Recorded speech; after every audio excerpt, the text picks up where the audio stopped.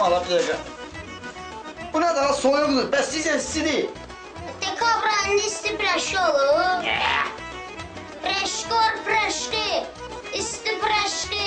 Preşki var preşki.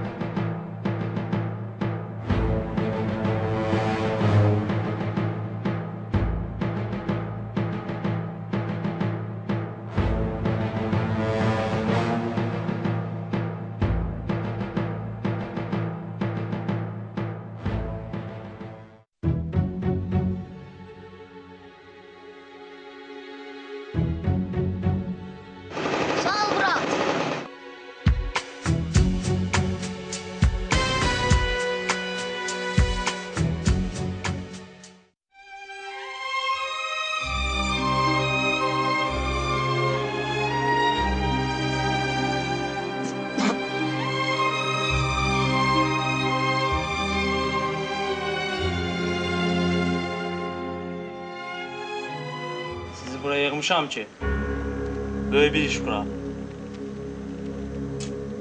Sən nə işlə məşğulsan? Mən narkobizneslə məşğulam. Bəs sən hansı işlə məşğulsan? Bu mənə tamır. Silah alveri ilə məşğulam. Bəs sən? Mən yüngül işdir. İnsan alverlə məşğul oluram.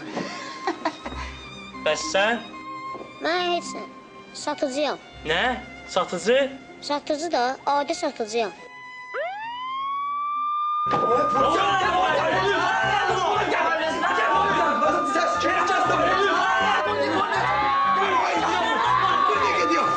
Bizi kim sattı? Nə bilim, Bizi kim sattı? Sizden soruşuram. nə bilim. Polis! Polis aç.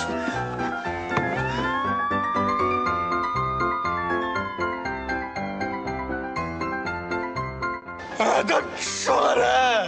Ha? Adam kişi ağlamaz ha.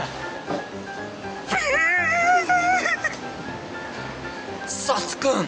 Sattın ya hava. Satıcı.